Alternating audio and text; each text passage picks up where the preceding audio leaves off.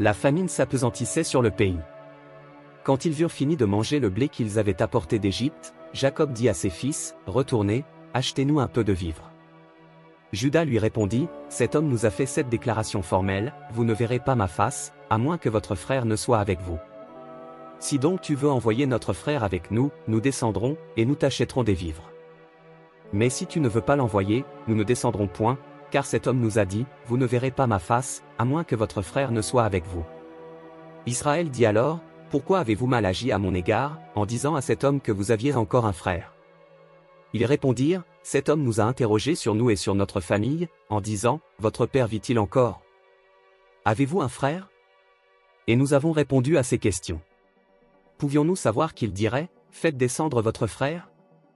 Juda dit à Israël, son père, laisse venir l'enfant avec moi, afin que nous nous levions et que nous partions, et nous vivrons et ne mourrons pas, nous, toi, et nos enfants. Je réponds de lui, tu le redemanderas de ma main. Si je ne le ramène pas auprès de toi et si je ne le remets pas devant ta face, je serai pour toujours coupable envers toi. Car si nous n'eussions pas tardé, nous serions maintenant 2 fois de retour. Israël, leur père, leur dit, puisqu'il le faut, faites ceci.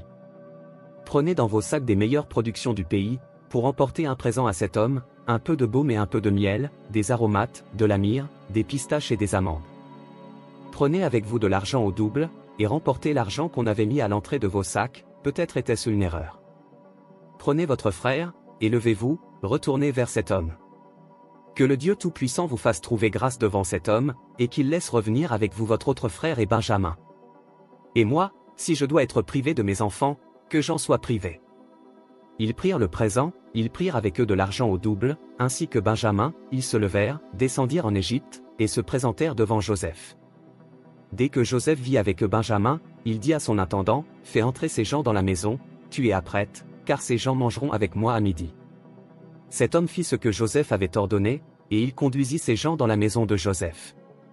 Ils eurent peur lorsqu'ils furent conduits à la maison de Joseph, et ils dirent, « C'est à cause de l'argent remis l'autre fois dans nos sacs qu'on nous emmène, c'est pour se jeter sur nous, se précipiter sur nous, c'est pour nous prendre comme esclaves, et s'emparer de nos âmes. » Ils s'approchèrent de l'intendant de la maison de Joseph, et lui adressèrent la parole, à l'entrée de la maison.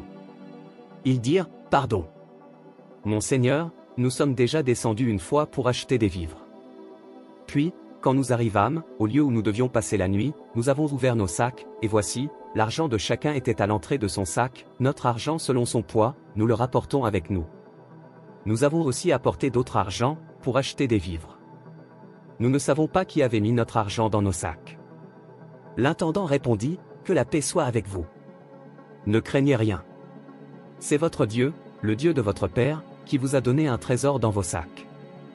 Votre argent m'est parvenu. » Et il leur amena Siméon. Cet homme les fit entrer dans la maison de Joseph, il leur donna de l'eau et ils se lavèrent les pieds, il donna aussi du fourrage à leurs ânes. Ils préparèrent leurs présents, en attendant que Joseph vienne à midi, car on les avait informés qu'il mangerait chez lui. Quand Joseph fut arrivé à la maison, ils lui offrirent le présent qu'ils avaient apporté, et ils se prosternèrent en terre devant lui. Il leur demanda comment il se portait, et il dit, « Votre vieux père, dont vous avez parlé, est-il en bonne santé? Vit-il encore? » Ils répondirent, « Ton serviteur, notre père, est en bonne santé, il vit encore. » Et ils s'inclinèrent et se prosternèrent. Joseph leva les yeux, et, jetant un regard sur Benjamin, son frère, fils de sa mère, il dit, « Est-ce là votre jeune frère, dont vous m'avez parlé? » Et il ajouta, « Dieu te fasse miséricorde, mon fils. » Ses entrailles étaient émues pour son frère, et il avait besoin de pleurer, il entra précipitamment dans une chambre, et il y pleura.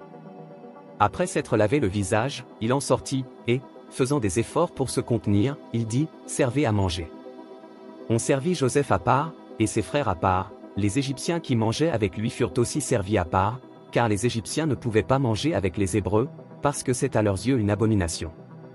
Les frères de Joseph s'assirent en sa présence, le premier-né selon son droit d'aînesse, et le plus jeune selon son âge, et ils se regardaient les uns les autres avec étonnement. Joseph leur fit porter des mets qui étaient devant lui, et Benjamin en eut 5 fois plus que les autres. Ils burent, et s'égayèrent avec lui.